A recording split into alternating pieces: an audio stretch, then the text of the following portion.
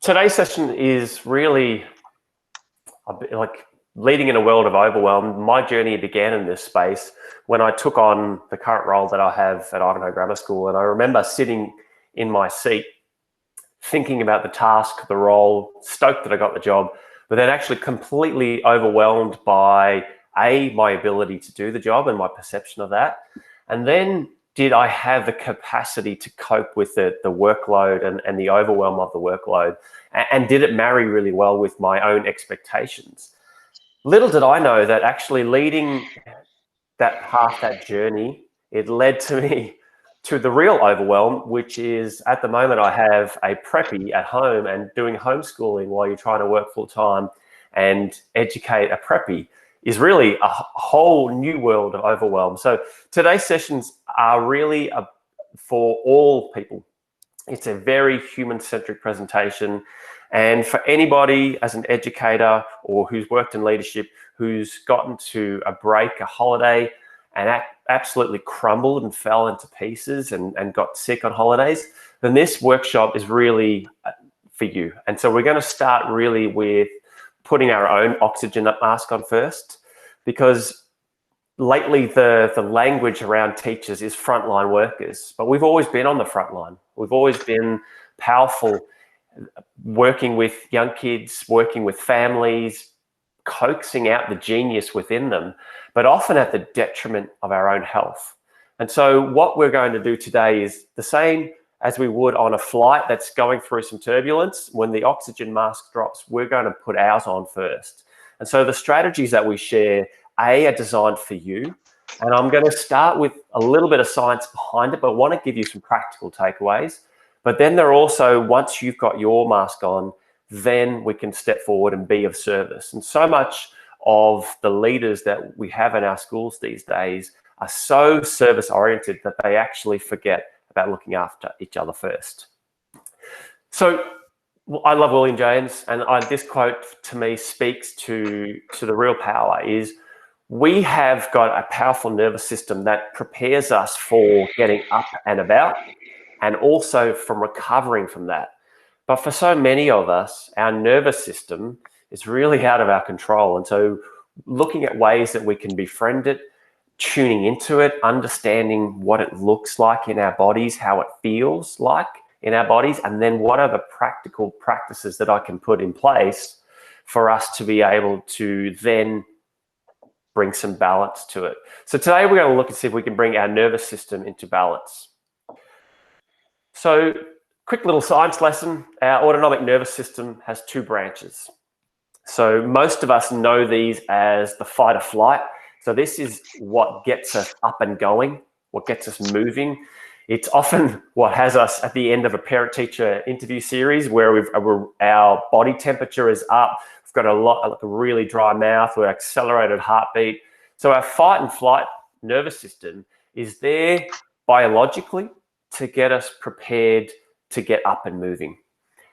And then we have, on the flip side of that, we have the rest and digest system. So your parasympathetic nervous system is there to counterbalance all of that doing. It's there about recovery, it's about rest. And what we have done traditionally as human beings is we've spent most of our time in a rest and digest state. But if you look at modern day, if you look at the current situation we find ourselves in, we're finding that we're spending more and more time in that fight or flight. And we're finding that our stress levels are up. We're finding that we're really feeling tension in our body. So the first little inquiry that I'd love for you to think about, and this is just maybe just an interior reflection. What does it look like when you have too much stress in your life? What does it feel like in your body? What does it feel like in how you are and are with your family and the people that you love? From my own personal experience, I know that stress for me, I start to feel tension in my shoulders. Sometimes for others, it might be breakouts in skin. And so the first step to knowing how am I doing and how am I coping and putting my oxygen mask on is tuning into the signs that your body's already giving you. And most of us will just keep pressing and moving forward. So these signs, and I'm happy to share these slides as well, but these signs here are telling you what state you're in. And we need both. The key here is balance in the two branches. So the way we're going to do that is we're going to apply a little bit of a narrative and a metaphor. And the reason I'm choosing metaphor and narrative to do it, because one of the tools that allows you to navigate complexity is it's called the subject-object shift, developed by Professor Robert Keegan, who's the head of Harvard Education.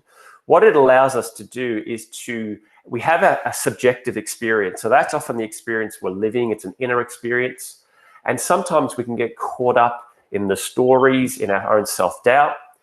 But to enable us to zoom out a little bit, we create an objective experience. And so metaphor is a really powerful way to do that. So we're going to use the Goldilocks metaphor. We all are familiar with the story, the fairy tale, know that she goes, it's too hot, too cold, just right, or the bed's too hard, too soft, just right. So we're going to use Goldilocks, and then we're going to go to the gym with Goldilocks. We're going to go work out with her, and we're going to use that narrative as a way to keep stress not as my own personal experience, but as an objective experience. So let's go to work out. First of all, the first thing we want to do is we want to reclaim the language of stress. So Professor Hans Selye in the 1940s, was the first person who brought the word stress to our modern day vernacular.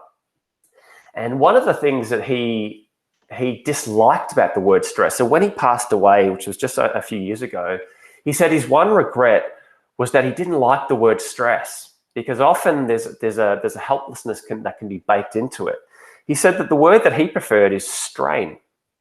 And if we look at what we go through life, if we say, oh, the stress, there's often a mindset that can either lead to us feeling that we're helpless in a situation.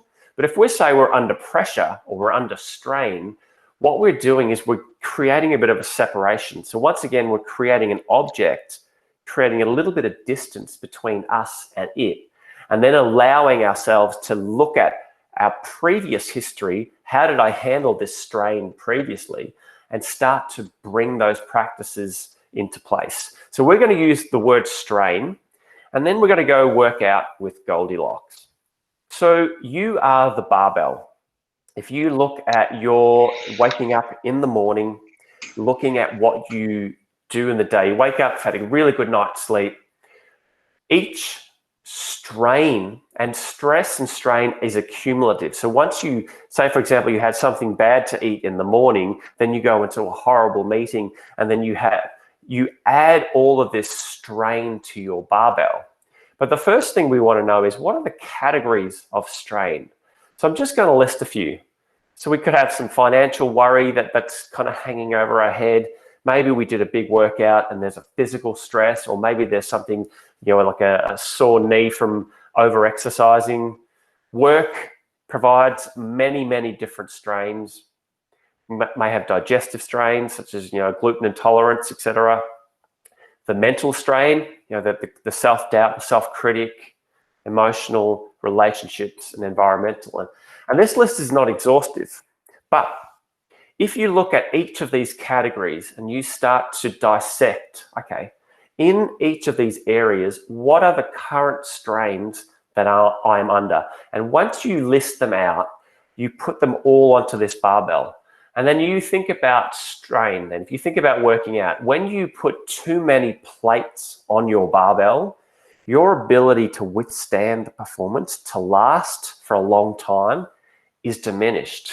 So if you're carrying mental strain of having a really tough conversation with the parent, going then home to a really difficult conversation with a partner, through to having some digestive strain, that is stuff that you're carrying all of the time. But we talked before about the Goldilocks principle. So if Goldilocks was to work out with us, what would she do in this case? Well, she would apply the just right principle. So what you're looking at on the slide here is called Yerkes-Dodson law.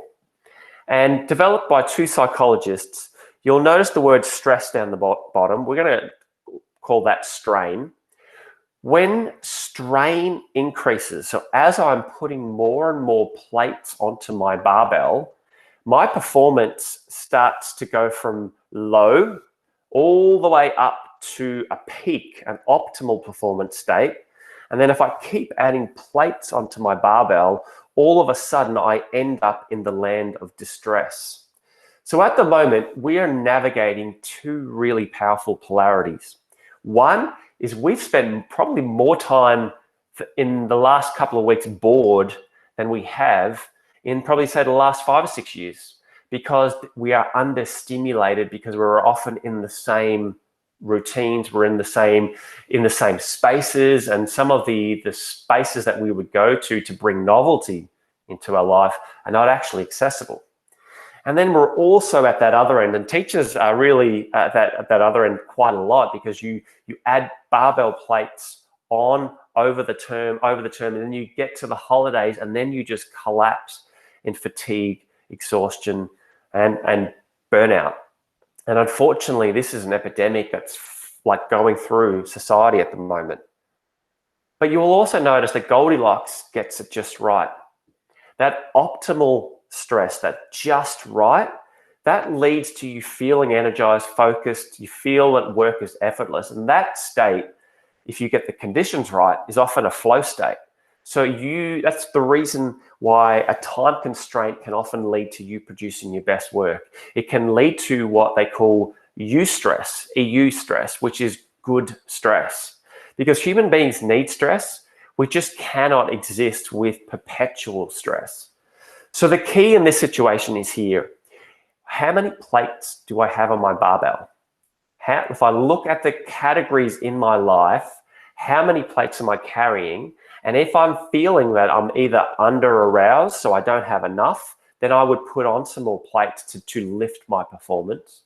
Or if I feel that I'm getting to the land of distress, then I need to take some plates off. And the reason that we're getting you to create that subject-object shift, if you write down the categories where you put, say for example, it's relationships, and you list out the current strains, by actually creating an artifact, you can look back throughout the rest of your life and say, hey, where did I do this well? What did I do in those situations? And what that is doing is giving you an empowered first step. By you being able to see what it is that I can do, it allows you to get into that optimal stress level, that flow state. And the great thing about flow is when you're in a state of flow, it actually flushes all of your stress chemicals instantly. So thinking about your performance, how can you either reduce what's on your barbell, or if you're under aroused and you're feeling bored, how can you up it and get that Goldilocks principle of being just right? Now, when you notice, if I step back here, that the line as the strain moves up and up and up and gets into distress, how do I back it off? What are some of the ways that I can use what I have at my disposal, my inner technology? What are the ways that I can take control of it? Now, our breath is one of the most powerful tools that we have accessible to us at any time, because we can take conscious control of our breath, and then we can also forget about it, and our body will take over. So that conscious control allows us to counteract that stress level and bring balance back to our nervous system. So I'm going to share 2 breath practices. So on the next couple of slides, there's going to be a breath practice. And I'm going to step you through the tutorials for them. But there's also something to follow along the screen. And I really implore you to drop into your breath, because it's accessible at any time.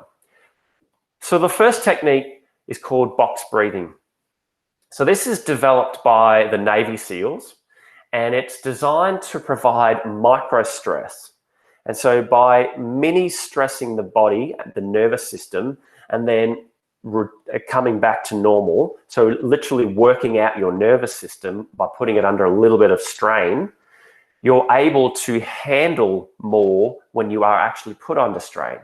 So if you can think about our current climate and the amount of strain that we go into, it's a lot on screen, and then compare that to, say, what a Navy SEAL would be going through when he'd be going into the battlefield.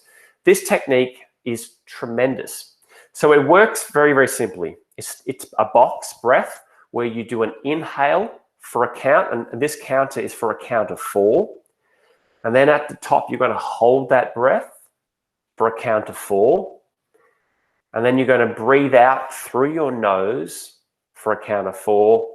And then we're going to hold our breath for a count of 4. So for some people, a count of 4 is the perfect level. For others, you could increase this to 5, 6, 7, 8, 9, and 10. You can download box breathing apps on any device, and it's a really beautiful way to be able to take control of your nervous system by putting it under a little bit of strain and then recovering. So I just want you to get comfortable. The pacer is going to count you in a moment. Just looking at the screen.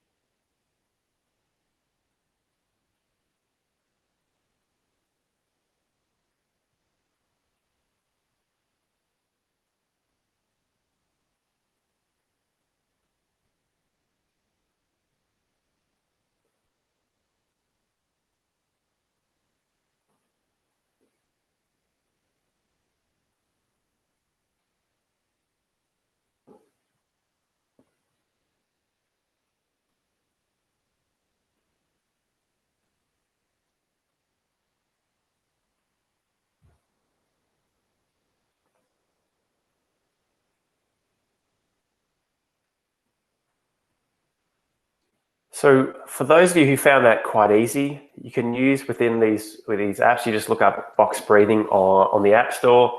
You can increase it, and it gets to a point where your body starts to want to breathe. And so that little stress is your nervous system working out. And so you're stressing it, putting it under strain, and then you're recovering. So box breathing and the next breath pattern, which I'll show you, called vagal breathing. Really powerful ways to connect, to just bring it back to your awareness, is to think about during your day, what are the practices that you have locked away? What are those habits that you have that are just show up every day? And can you attach one of these practices to that habit?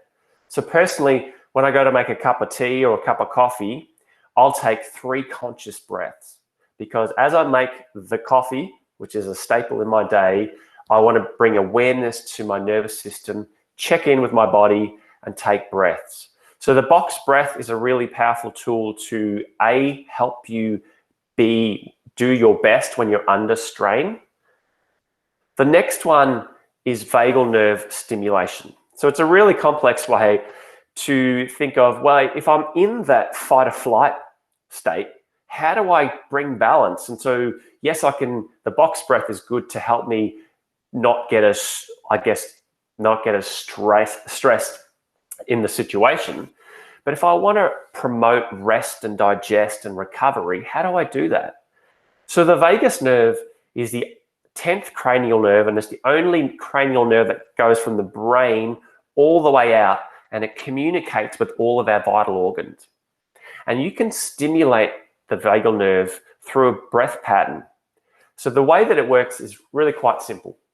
If you breathe in for a count of 4, so this breath pacer on the screen breathes in for a count of 4, then we double the exhale. So I'm going to exhale for a count of 8, and that extended exhale stimulates the vagus nerve, promoting parasympathetic nervous system to turn on. And then at the bottom, we hold our breath for 2. So it goes in for a count of 4, out through our nose for a count of 8, and then we hold at the bottom for a count of 2. So once again, get yourself settled in and looking at the pacer on the screen.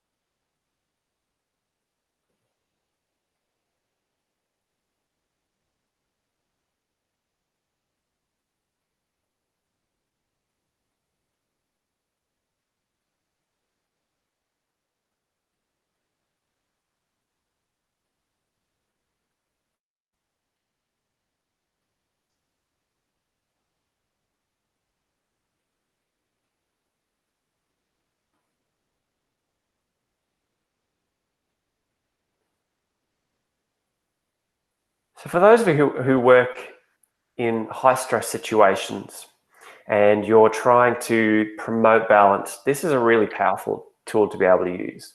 And it doesn't even need to go for an extended period. Just a couple of breaths work to start to get your nervous system to just switch back on. Works brilliantly for younger kids as well, especially those who really have trouble self-regulating. So it's just an extended exhale, whatever it is, in for a count of 2, out for a count of 4, just double the exhale and make sure that goes in and out of the nose, because we get more oxygen in because it's a slower inhale. Steve, just to interrupt, sorry. We had a question, just a question from Dean. Would you use these two practices together? Oh, absolutely. So the way I use box breathing, I did a session of box breathing before I come onto this call, and for me, it's almost the preparation, because I need the right strain to show up. So like if I'm working out and using that Goldilocks metaphor, I need to be up and about, and so I need my sympathetic nervous system to be up. And then for the counteract is, if I get too worked up, then the balance is the parasympathetic nervous system. So I use it as bookends. So one is to get me up and going and go, all right, cool, I'm good and I'm ready. I'm in an optimal state.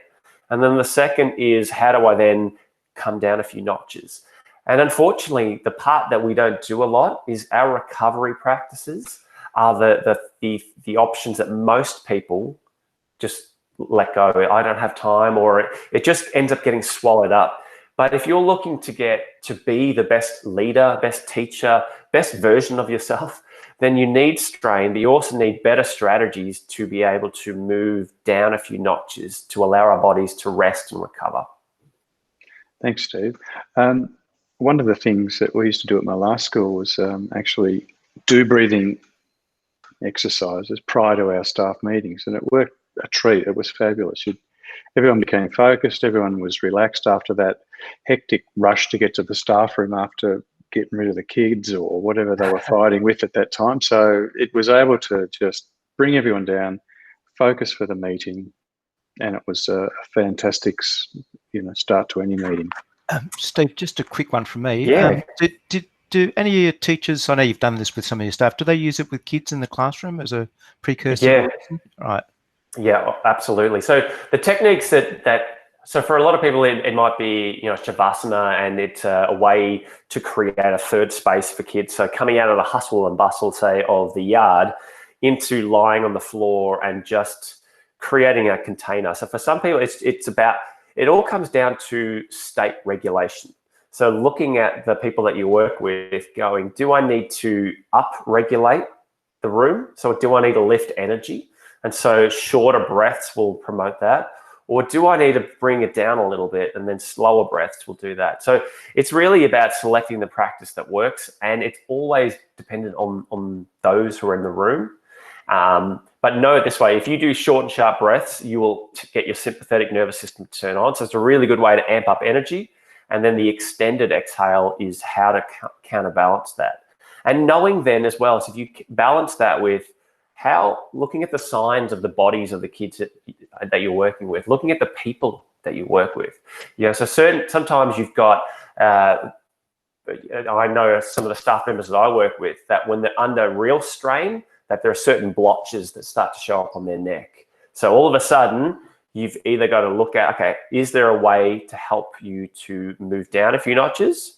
And so you doing these practices together, it just works for everybody. And like you said, Daryl, it just sets the scene, because it's there. It's accessible at any time, anywhere. And that's what we do to change state.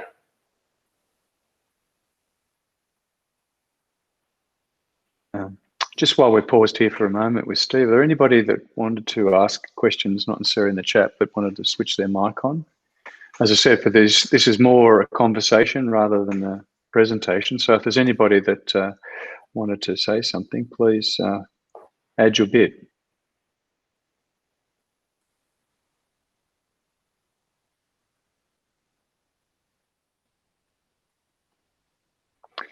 Too busy breathing.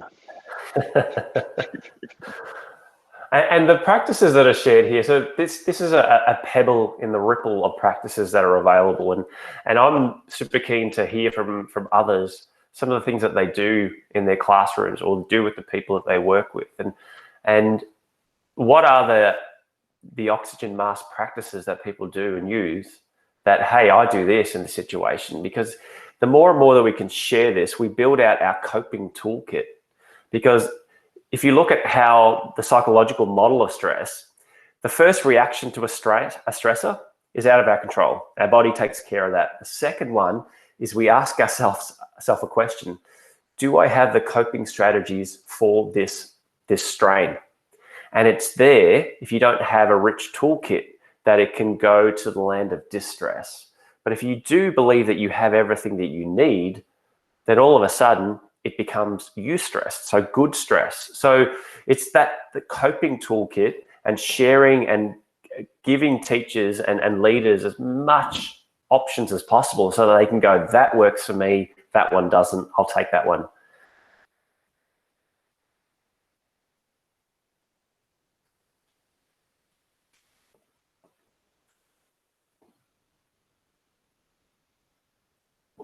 All right, I'll jump in and just keep going with screen time. So as a director of technology and e-learning, my role is working with technology, and at the moment it's gone to the right to the far end, and we're spending so much time on our screen. So what I'd love to do is to use some practices to actually counteract that. And the first one is understanding how we pay attention. So we have a few types of attention that are available to us. Most of the time when we're on a screen, we're in a focus called narrow focus, which is really we're locked in on something, and we've blocked out everything else, and it's really quite an intense period. And so for those of you who've done 6 on Zoom, by the end of the day, you're absolutely cooked. And we're not biologically designed to really do that for extended periods of time. And so Les Femi is he's a pioneer in biofeedback, and his specialty is the ability to have attentional flexibility. So I'm going to step you through what that actually means. Is first of all, the other style of attention, I think I've got it in the deck here. No, that's deleted it, is diffuse attention, which is what you get when you look up at a big blue sky and you have no focal point. So you're looking, with really broad, open eyes, and it's one of the major reasons why going to a beach or going into a forest or looking at a sky is really relaxing, because all of a sudden we don't have anything to focus on. And so this was our predominant state of being in a really relaxed state. But now what's happened with the way our world is we spend so much time in this focus point that we're locked in, and it's really, really intense. So he's developed a technique called open focus. So what I want you to do is I want you to look at the red dot on the middle of the screen. So focusing on the red dot solely. And now what I would like you to do is to look at the corner of your eyes and bring in the 2 blue lines. And instead of having just seeing the blue lines and then the red dot, I want you to see if you can just let your eyes relax, and if you can look and take it all in as one picture. So this is called open focus. So if you think about being on a laptop all of the time, sometimes after a while, your eyes start to need to readjust, and so you'll look off your screen. So if you relax your eyes and take it in all as one picture, and I'm going to extend it here.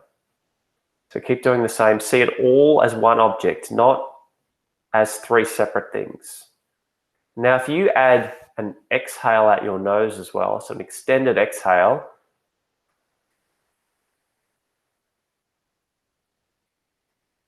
what you are doing is promoting your parasympathetic nervous system.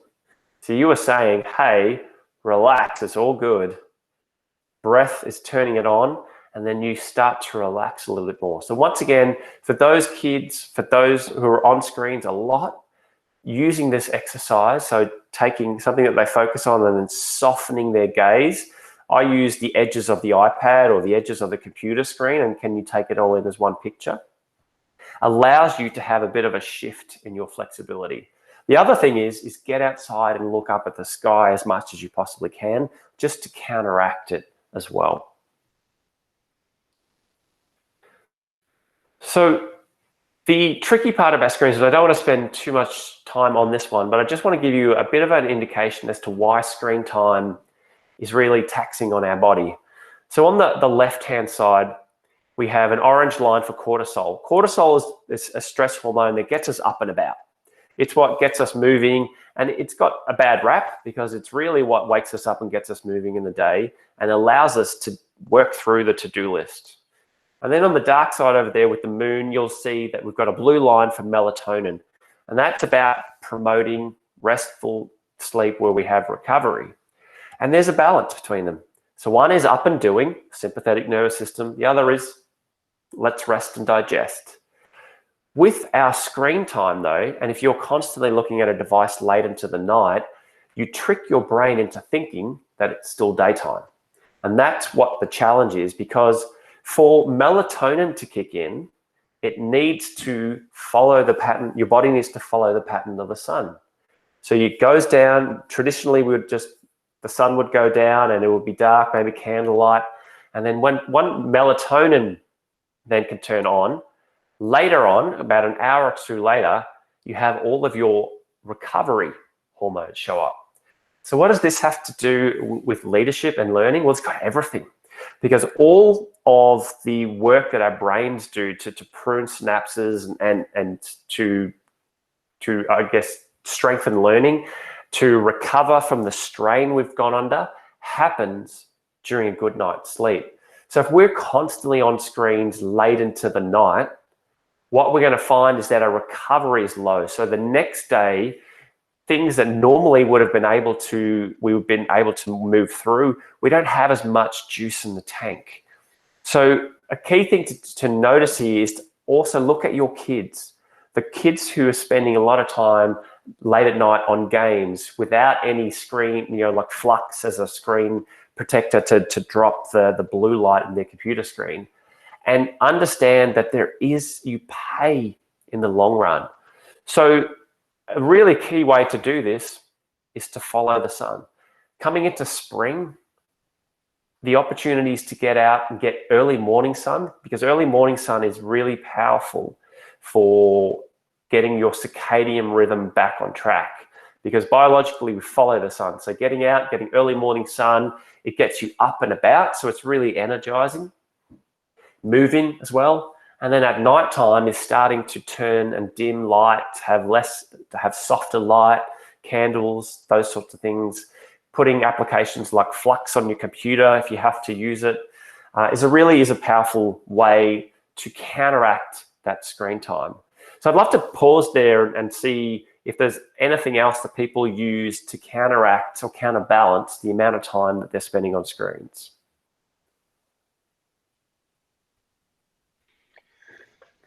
One of the things I know, Steve, that I've found, sorry, Daniel, I can see you're trying to talk, so I'll shut up.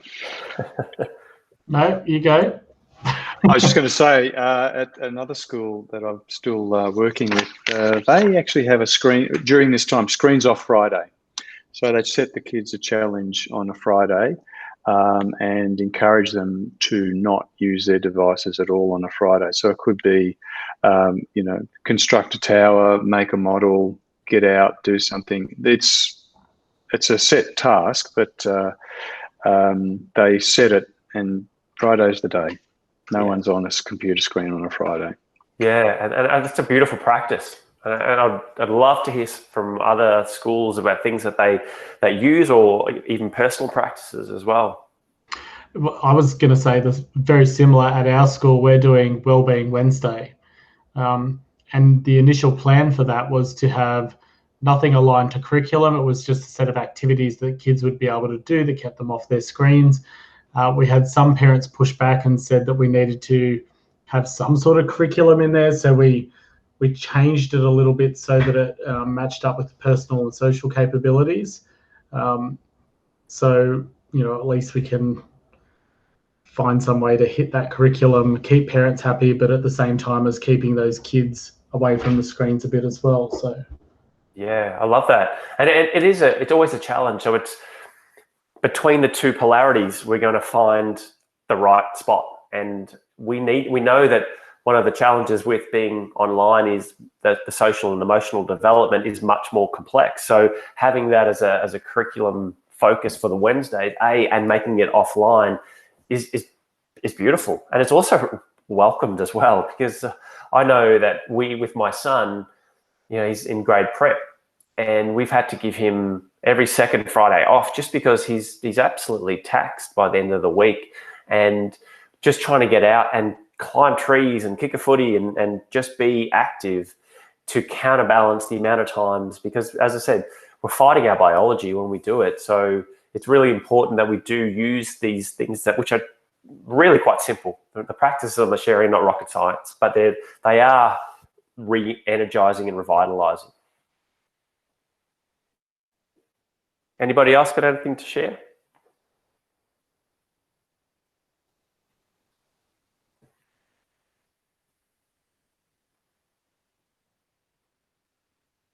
All right.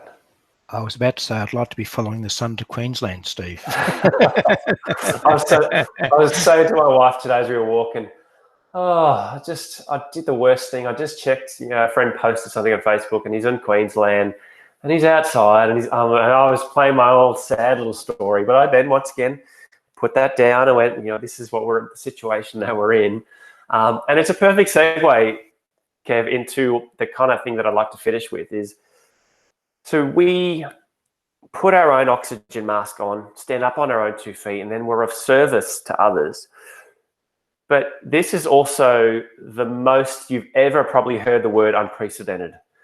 We are in complex times where people really are making it up as they go along.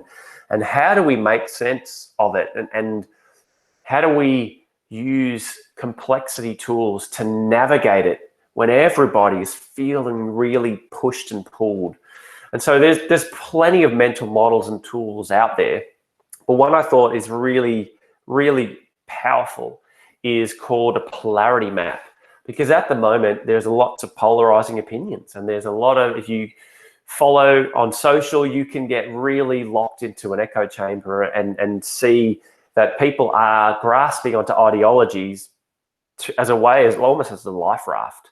But what else can we do? Because polarities are important. They allow us to understand the guardrails. It's between this and that. It's black, it's white, right and wrong. But we don't want to fall in those camps because it doesn't give us enough to move forward, because we're often end up entrenched. So this tool is available. It's a technique. It's called polarity mapping. And it, once again, is an object that you create. And I like to think of it as it gets people to down their swords from about their position, wave a white flag and say, hey, you know what? I'm going to, between us, this is sort of sacred land, and we're going to spend some time in each other's world. So you'll notice that there are 4 quadrants. There is a plus and a minus in the blue, and there's the plus and the minus in orange. So if you think of that as there's one polarity on the left and one on the right. And when you do this activity, you give each of them neutral terms. So I've gone through it and done an example. So one that we're all navigating at the moment is remote learning and on-site learning. And we've got positives and negatives for both. But there's also how do we look at what we did during this period and bring it back into school? And if the other statement that's often said a lot is it's the new normal. And so the new normal is what is the new normal. And so this is a really powerful framework to be able to pull apart the pieces that you love and let go of the stuff you didn't. So you give each pole a neutral term. So 1 is remote learning, 2nd, on-site learning. The key difference here is if you've got people who've got particular positions. So say, for example, I'm in the remote learning camp. I really believe that blended learning is the approach and whatever. What I must do is I'm going to list the positives of on-site learning. So I'm going to spend some time in your shoes. I'm going to look at the other side and I'm going to say, on-site learning, here are the positives. Then the person who has the position of on-site learning will look to the side of remote learning and list all of the positives of that view. Then the remote learning person is going to move through their own position and look at the negatives of remote learning, and on-site learning is going to do the same. So what it creates is you start to see the good in the others, and then you also start to see that your position also comes with some fragility and some things that you aren't as happy about. So I've done a little bit of a worked example. So if we take it here, here are some of the things that we may come out from a discussion if we looked at on-site learning, sort of like pre-COVID, and then remote learning and what we're doing during lockdown. And what are some of the positives that we could keep? And then what are some of the negatives potentially? So as I said before, not an exhaustive list, just a quick little brainstorm. But the key then is what we do next. So with the polarities, we've created a tension, and the map allows us to have enough tension to create a new direction, a third way, what we want. And the aim is to take the best of remote learning, the flexibility, the digital artifacts, the development of independence, take the best of on-site learning, so easier classroom management, human connection, and more experiential learning, and then combine them into a new direction. So you're taking the best, and then on the bottom, and the other part is, what don't we want? Well, we know that and these become then measures for how you're tracking. We don't want lots of screen time. And we want to make sure that we can gauge engagement really well by being able to have proximity to people. And we want a really broad brush of pedagogical options available. And so you start to then look at the negatives that we don't want this. So this tool is a really powerful way to make sense of complex issues. The key to start off with neutral terms. The person who is one position does the positive and you switch. So you do the positive of the other viewpoint and then you do the negative of your own point. And what you end up having then is a much more powerful direction that you've co-created. So instead of us and them, it's we. And then we have a map about what we want, including, you know, if the positive is how many digital artifacts, well, that's a measure of how positive we are doing and how we're moving towards that new direction. So I'll probably wrap up presentation-wise this, and then I'd love to open a dialogue. But when you have some information come at you, often it's like, oh, awesome, they're great things, but I'm already overwhelmed. And so adding that to my barbell makes it really challenging. And so the thing that I'll always do is say, hey, start with one, and start with one tiny domino. It might be a breath practice. You know, I'm just going to be conscious of, I take 3 breaths when I go to make my coffee, and lock that habit in and develop, okay, great, I have that in my toolkit. The next thing is take another domino. I'm going to look on doing the focus work and link that into when I'm at the end of my Zoom calls, I'm going to practice that for 30 seconds. But start with one, lock it in, and then pick up another, lock that in, and so forth. And over time, you end up really building out this rich toolkit that allows you to be able to not only survive these unprecedented and tumultuous times, but actually to be able to thrive in it and to stand up and to lead and serve the people that you'd love to lead. So that's my advice, is just to start with one, and then, yeah, I'm really keen to see if anybody else has got some questions, comments.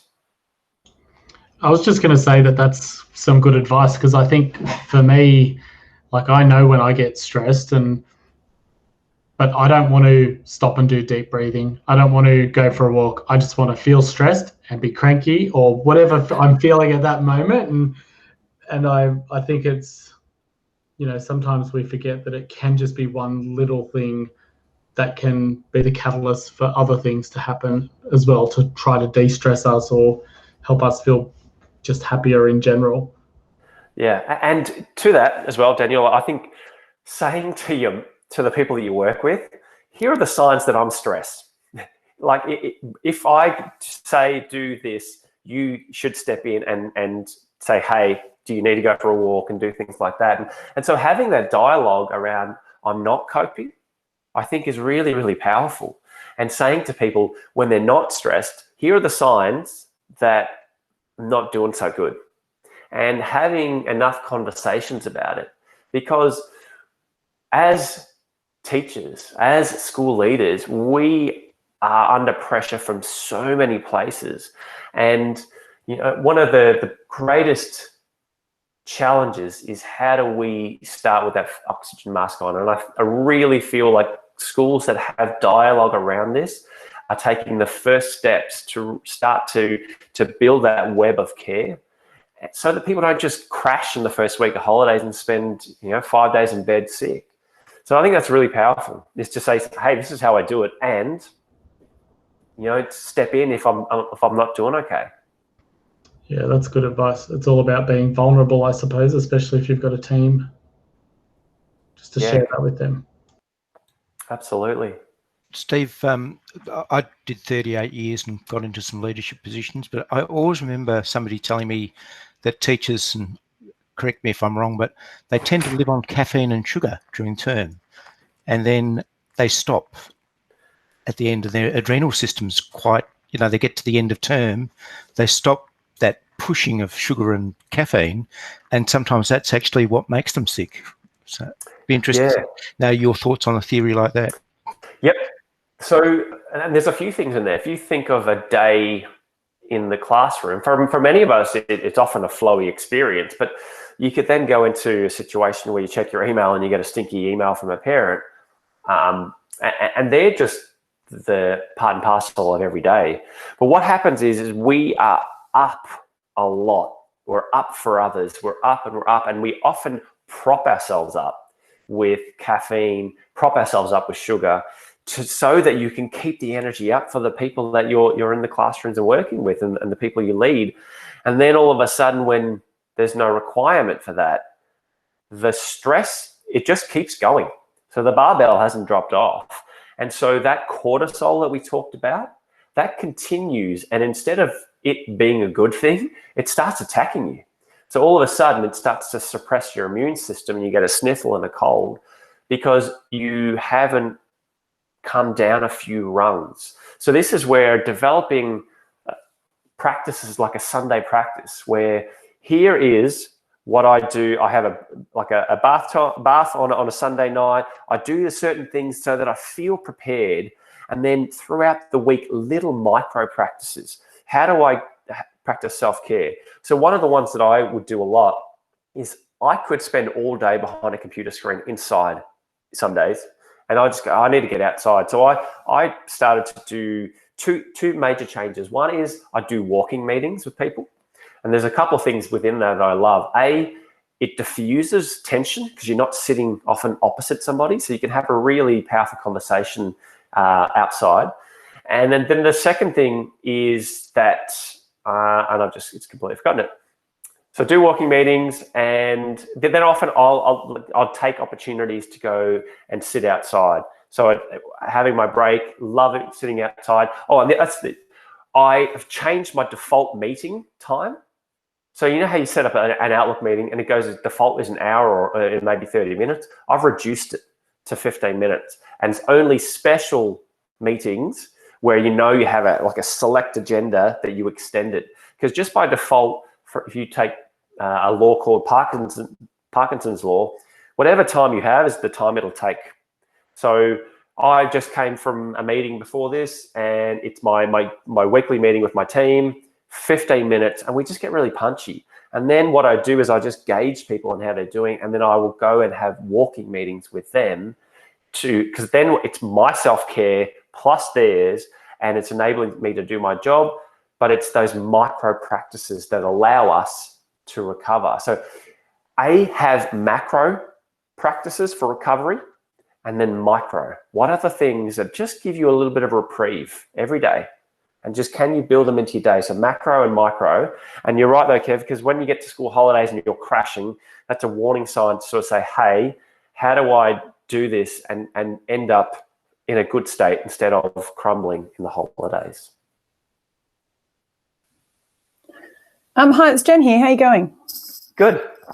I was really curious to see how other people manage that differentiation between work and home, particularly at the moment where you are literally working at home. So, Jen, I'll start the discussion if you want. I was lucky enough that I was the only person in my office, so I was going to my office every day till this most recent lockdown.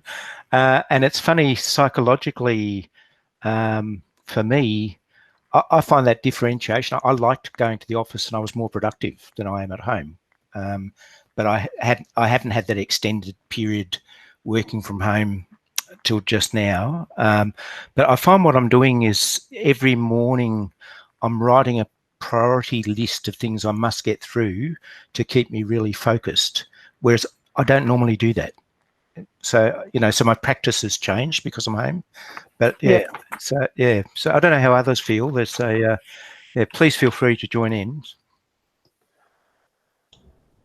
When this all started, we completely changed around our I call it our learning space now, because with my kids as well, we set up, there's this room next to my lounge room where the computer normally lived, but we moved in the extra computer and another desk. So we had 3 desks in here with 2 computers and then a spot for an iPad to try and separate it from the rest of the house, if that makes sense, to make it feel like this is school or work, the rest is home. But over time that got a bit harder, and so I find myself actually, I feel like maybe I'm probably eating more as a result, but I'm spending more time in the kitchen, maybe trying out a different recipe and, or doing the dishes, or, just something to keep me away from this space where I'm working, even if it is a walk or a bike ride.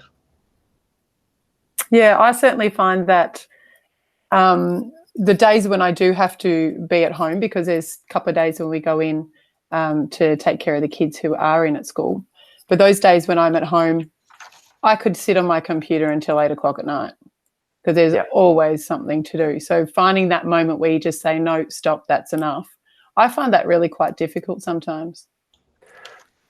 I'm going to say I'm exactly the same. And part of my problem is that I love what I do. I want to learn more about what I'm doing and get better at what I'm doing, and I find it very hard to step away. My husband, however, who works on the other side of the wall from me, he uses clothes, and I don't know whether he consciously does that, but I've just noticed that he will get up in the morning, obviously exercise, shower, and he puts on work appropriate clothing, and when he's done for the day he will go and get changed back into comfortable house clothes, and that delineates for him, I've clocked off for the day, and he will close the doors to the room that he works in once he has left, and that seems to work well for him. He doesn't go back in again after that. That's such a good idea. Absolutely. And one of the challenges, and I raised this with our human resources director, and just said, hey, you can work till midnight. You could start at 7 and work till midnight, and really establishing, how do I leave work? How do I create, like your husband, Megan, that get out of the uniform? That's the signaling that it's the end of the day, and what is my end of day routine is really important. And then also culturally is saying to the principals in the room, you got to lead by example, because there should be a moratorium on emails past 7:30. It's just like, hey, you sent that at 8:05. What are you doing on email? And so culturally, there's a lot to negotiate there as well. And so I think that's really important. The end of day routine in combination with, let's have a dialogue around what's expected. Yeah, Steve, I'm actually interested. I know a lot of schools are now doing mindfulness courses with kids, and actually, because they're saying that it creates. Sorry, now we've only got a few people on. I'll turn on my video. But it'd be interesting to see the correlation over the years between improved capacity and learning outcomes with kids, and if they're doing mindfulness courses and stuff like that, if there is some research around that. So. We were hoping to gather data on that this year, but unfortunately, yeah, we implemented mindfulness years ago, but we retrained everyone and all staff, admin as well, and it's been really successful. So we retrained them 18 months ago. So what school is that, Kate?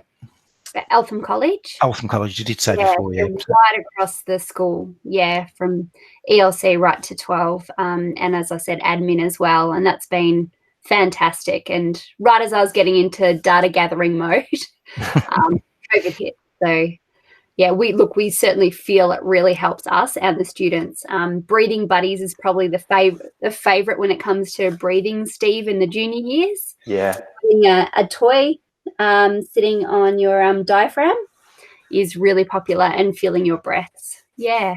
And there's lots of applications that can provide the visual, because some people just it's hard to get them there, and so having a breath pacer or having like a teddy or things like that, and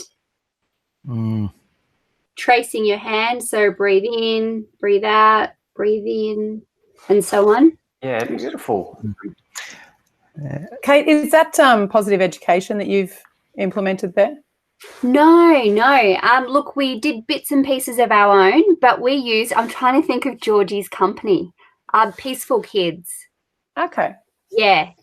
And she's fantastic. And as I said, it's been really successful with the staff as well. I've implemented a lot of her strategies, like being really mindful when I eat my breakfast in the morning. About your coffee and your breathing. That's my porridge, summer or winter, my porridge time, and looking out the window. And and if I miss it, I really feel it. I can be quite titchy if I miss that time in the morning. Yeah, my wife noticed that when there was some times when I didn't meditate in the morning, and she's like, "You didn't meditate this morning, did you?" I'm like, "How can you tell?" I'm like, because it's one of those practices that you do it and then you go, "Okay, I feel better," but gradually over time, the impact also has a real long game for you as well, because you've just got that ability to have more control in the moment. So it's really, and it's interesting, because I resonate with what Dan was saying about the cupboard, because that's my mindfulness. Like, oh, I'm a little bit bored. What's in the cupboard? And go. And so just being aware that's my treat, and then say to my wife, Kirsty, I'm usually bored, so let's pack me a lunch. So pack my lunch. So, Steve, the walking meeting, it's interesting, reminded me, I taught in some quite hard schools in Melbourne's West and was often the coordinator, and rather than bringing the naughty boy, year 10 boy to the office, I took to doing a lap of the school and talking to them, and just so different. Yeah, it was so different. Yeah, so there's other places where you can put those practices in. Yeah, well, you think about it from just a physical point of view. From you stand next to them, so you're not like, we're prepared with our eyes at the front to be aware of predators and be in confrontation. So when you say, "Hey, let's go side by side," it sets the precedent for the type of meeting, and also because you're doing a physical activity, your mind is occupied with other things. You're going walking, you've got stimulation. And so you can get into these really, really deep conversations. And it just, as I said, it downs the swords in it. So I find it, I love them. But yeah, for those tough meetings as well, they work really, really well. Do you have any tips for note taking when you're walking? Because we do a few walking meetings and I use Siri a bit, but do you have any tips there, Steve? Oh, look, I'm a big proponent of the generation effect, which is if I go on a meeting, then I go into my computer and then just think of it. Like, so I'm forcing my brain I'm putting it under strain and what I recollect. And then I'll often send to whatever I've typed up. I do it straight away. I'll send to the other person, go, "Hey, did I leave anything out?" And so between us and them, I generally can sort of collect enough information. But in terms of note taking, voice memos work.